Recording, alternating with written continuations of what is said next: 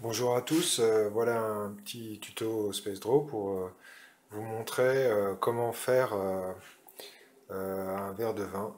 En fait, dans SpaceDraw, on n'a pas de modificateur qui permet de designer un objet à partir de son profil, comme un peu à la façon d'un tour de potier. Donc à la place, je vous propose une technique alternative avec le mode Inflate Spline. Donc pour commencer, je vais créer une spline. Donc je vais enlever le mode quick. Je vais rester en autoplane et grid snap parce que je vais aller seulement verticalement. Donc je vais taper une première fois. Je vais créer des toutes petites poignées, juste en montant du minimum. Je retape. Une deuxième fois, une petite poignée. Je retape. Donc là, ça sera plus le pied du verre. Donc une troisième fois, une petite poignée, je retape. Alors, une quatrième fois, une petite poignée, je retape. Et une dernière fois, et une petite poignée, et je retape. Et donc ensuite, je prends cet objet et dans le menu spirale, je choisis Inflate. Donc ça lui donne une épaisseur. Donc je vais lui mettre 12 faces de côté. Je vais grossir tout ça. Peut-être un peu moins. Je vais lui mettre du smooth, ce sera plus beau. Et je vais enlever cap donc, pour découvrir les extrémités. Et je peux enlever, utiliser les triangles aussi. Donc ensuite, euh, je vais retourner au mode Edge comme ça. Et bon, celle-là, déjà, je vais lui mettre que deux interpolations, parce que ce sera tout droit. Et je vais baisser sa grosseur, comme ça. Voilà. Donc voilà, là, ça commence déjà un peu à ressembler à un verre. Et donc là, je vais changer aussi les interpolations des autres, suivant les détails que je vais avoir. Donc là, par exemple, je vais aller à 6. Voilà. Là, je vais en mettre, disons, 4. Et ici, disons, 3. Voilà. Donc ensuite, je vais changer un peu la grosseur du bout.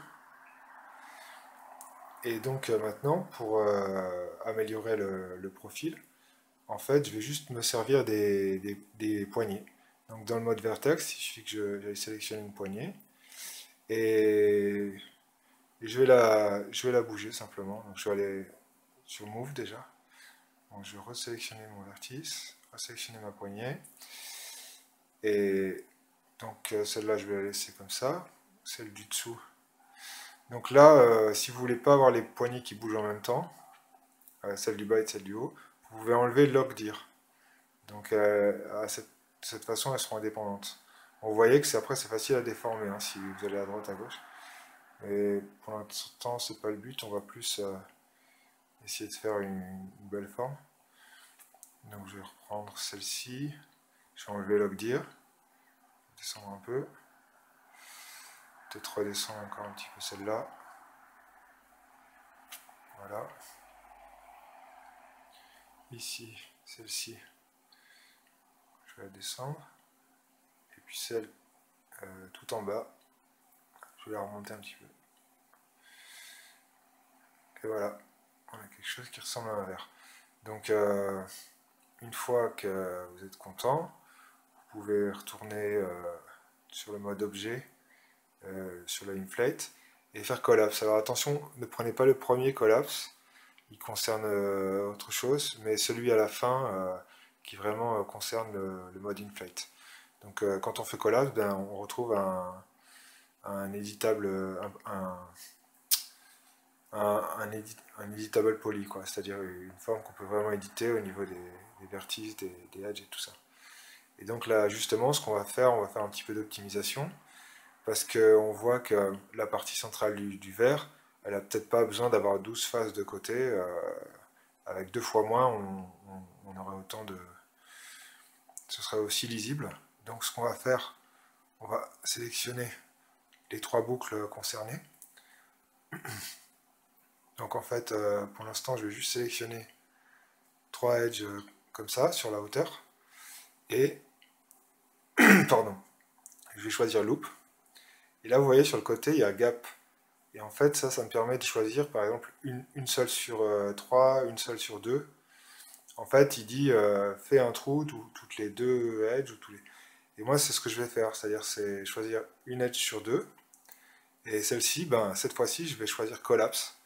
Et c'est l'autre collapse, c'est pas le collapse du inflate, c'est un collapse qui permet de replier les edges sur elles-mêmes.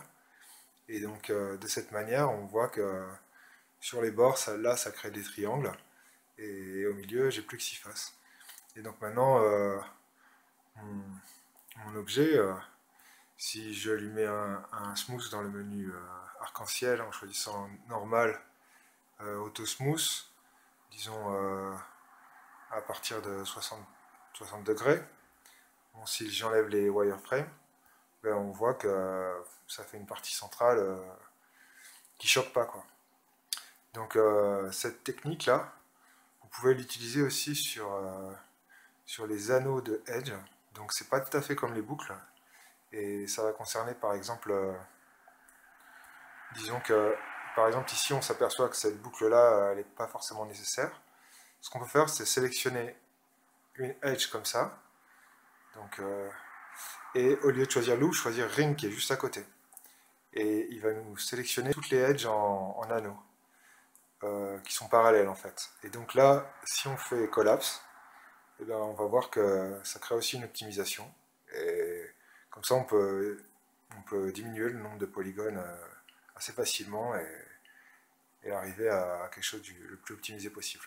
Donc voilà pour ce petit tuto.